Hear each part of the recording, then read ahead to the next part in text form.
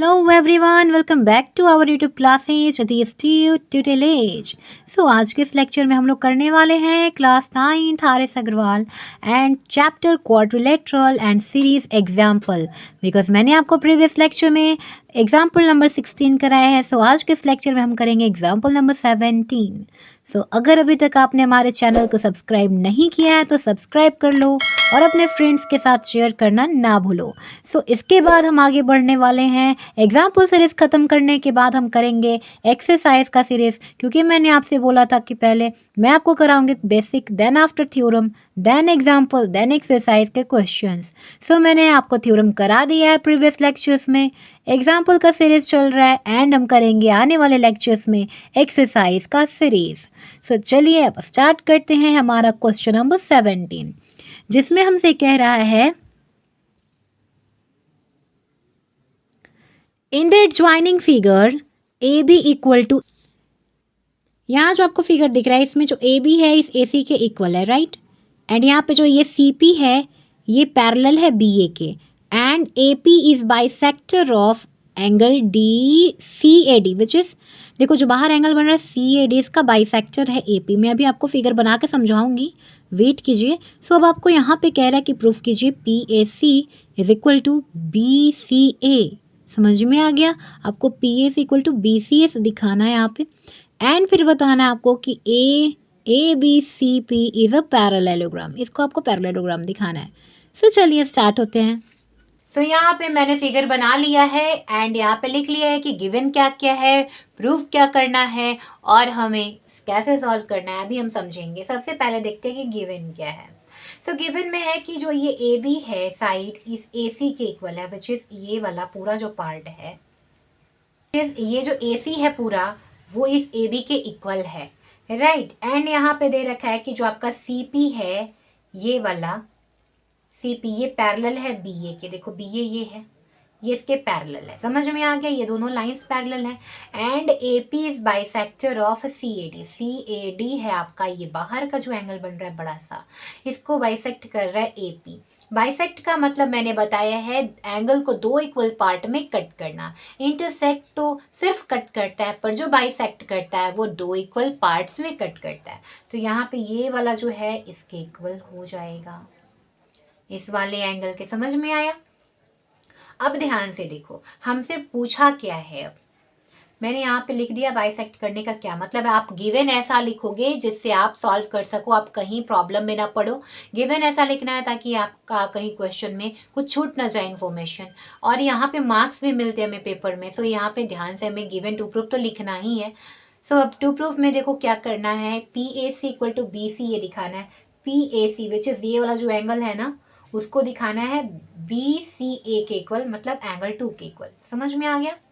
And A B C P क्या है? Parallelogram आपको प्रूफ करना है। मैंने देखो यहाँ पे 1 2 इसलिए कर लिया क्योंकि दोनों साइड क्या है? इक्वल है, तो इनके अपोजिट एंगल भी क्या होंगे? इक्वल होंगे, क्योंकि angle opposite to equal side are equal. अभी हम यूज करेंगे तो मैं यहाँ पे समझाऊंगी।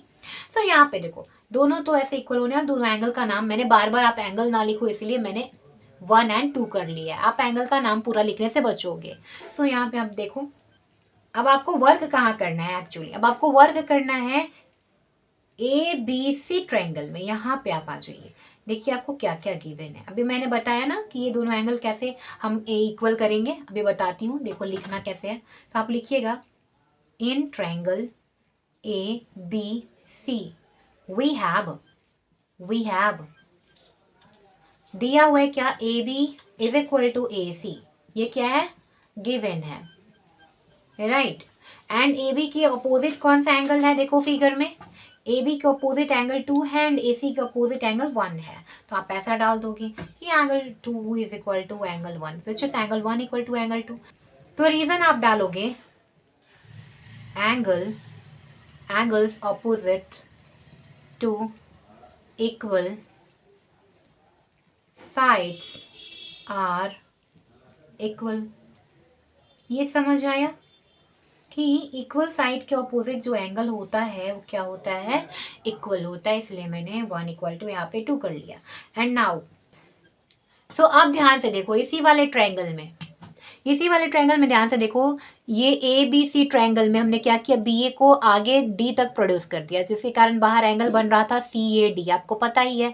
तो हम लोग जानते हैं एक्सटीरियर एंगल प्रॉपर्टी से कि अगर एक ट्रायंगल के अंदर के दो एंगल को ऐड कर दिया जाए तो बाहर का जो एंगल बन रहा है एक्सटीरियर पार्ट में, ये इसके सम के क्या होता है, इक्वल होता है। तो आप क्या लिखते हो कि the exterior angle is equal to the sum of interior two opposite angle, है ना, अंदर के दो अपोजिट एंगल के, इसके देखो इस वाले पूरे एंगल के क्या है, अपोजिट है ये 1 और 2, तो इन दोनों को आप ऐड करोगे तो आपको याद आ गया होगा एक्सटीरियर एंगल प्रॉपर्टी। तो यहाँ पे आप लिखोगे exterior angle is equal to sum of two interior opposite angles ना, जिसे आप एक्सटीरियर एंगल प्रॉपर्टी कहते हैं। एक्सटीरियर एंगल में कौन सा है, सी ए डी आपका एक्सटीरियर एंगल है और ये दोनों इंटीरियर ऑपोजिट एंगल हैं। तो आप डालोगे कि angle exterior angle C A D equal to angle 1 plus angle 2, right. And यहाँ पे अब क्या करना है, आप लिखोगे angle C A D equal to, जो एंगल 1 और 2 है क्या है, इक्वल है। इसको आप इक्वेशन डाल दो कोई भी फ्रॉम 1, तो आप यहाँ पे डाल सकते हो कि इस एंगल 1 को आप लिख सकते हो एंगल 2 प्लस एंगल 2। रीजन डालोगे कि फ्रॉम 1 लिखो या फिर आप ऐसे इसको हटा दो, आप ऐसे डालो, रीजन डालो कि एंगल 1 जो था एंगल 2 के इक्वल था, अभी हमने ऊपर प्रूफ किया है, राइट। एंड यहाँ पे आप डालो कि एंगल सी ए डी जो है वो इक्वल हो जाएगा 2 एंगल 2 के, समझ में आया, 2 एंगल 2 के ये इक्वल हो गया, मतलब C A D equal to 2 angle 2 आ गया आपके पास। जो आपके पास एंगल सी ए डी था वो 2 एंगल 2 के इक्वल है, पर हम लोग सी ए डी को क्या लिख सकते हैं, ध्यान से देखो, देखो हम लोग सी ए डी को लिख सकते हैं ना, देखो बाहर का जो एंगल है सी ए डी को लिख सकते हैं कि C A P plus P A D लिख सकते हैं ना, तो इसे लिख सकते हैं C A P plus angle P A D लिख सकते हैं, इधर 2 एंगल 2 लिखते चलो। और सी ए पी और पी ए डी क्या है, इक्वल है, कहाँ से, देखो ये गिवन में, ऊपर आ जाओ, यहाँ पे सी ए पी और पी ए डी इक्वल है गिवन से। सो आप डालोगे क्या कि C A P equal to P A D, ये गिवन में था, कहाँ था ये, गिवन में।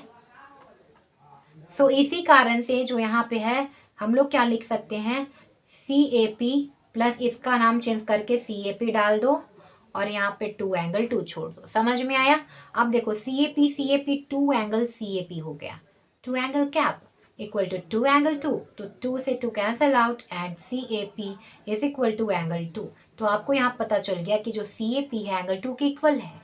एंड देखो सी ए पी को ही आप क्या लिख सकते हो, पी ए सी, है ना, ये एंगल बीच वाला आपका मतलब का है, बाकी आप इन दोनों का इंटरचेंज करके लिख सकते हो। और एंगल 2 को आप क्या लिख सकते हो, देखो सी ए पी को आप पी ए सी कैसे लिख सकते हो बताती हूँ।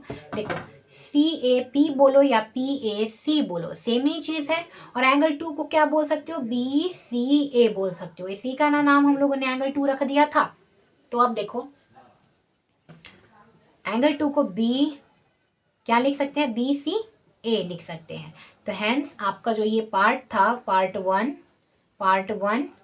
प्रूव्ड।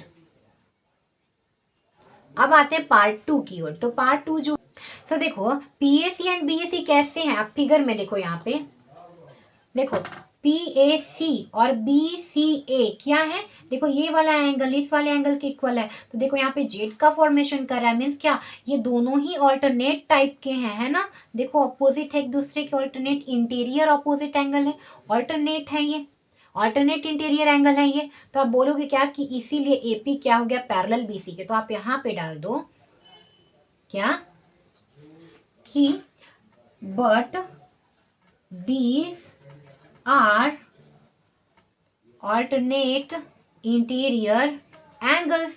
ये तो ऑल्टरनेट के जैसे हैं, हमने अभी फिगर में देखा कि ये दोनों क्या कर रहे हैं, जेड का फॉर्मेशन कर रहे हैं। ये है तुम्हारा क्या P, ये है A, ये है C और ये है B, राइट, ऐसा ही फिगर है ना। तो ये जो BAC है और ये PAC है, दोनों ही क्या है, इसी को आपने एंगल 2 बोला था, ये दोनों ही क्या है, इक्वल आ रहे हैं, मतलब ये दोनों ऑल्टरनेट एंगल है। तो जब ये ऑल्टरनेट है तो इसका मतलब क्या है, ये दोनों पैरेलल होने चाहिए, इसीलिए AP parallel BC, right. And आपको यहाँ से एक इंफॉर्मेशन मिलता है कि AP क्या है, BC के पैरेलल है। एंड साथ में आप डाल दो कि आपको गिवन क्या था। अभी आपको गिवन था कि CP पैरेलल BA, कि CP पैरेलल BA।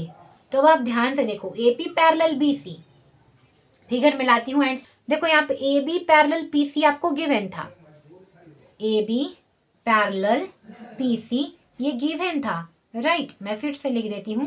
एंड अभी आपने प्रूफ किया AP parallel BC,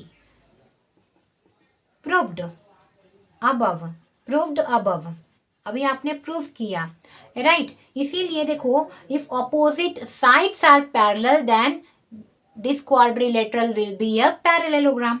hence ABCP is a parallelogram. क्योंकि इसके क्या है, देखो ये ऑपोजिट साइड्स हो गए पैरेलल, मतलब AP एंड CB जो था आपका, देखो AP पैरेलल BC हो गया एंड AB पैरेलल क्या हो गया, PC हो गया। तो ये क्या बन गया, पैरेललोग्राम बन गया। हेंस आपका जो सेकेंड पार्ट था प्रूव्ड, ये प्रूव्ड हो गया। फर्स्ट एंड सेकंड दोनों आपके प्रूव हो चुके हैं। सो आज के लेक्चर में इतना ही। नेक्स्ट क्वेश्चन हम लोग नेक्स्ट लेक्चर में करेंगे। Thanks for watching, keep learning with DS tutelage.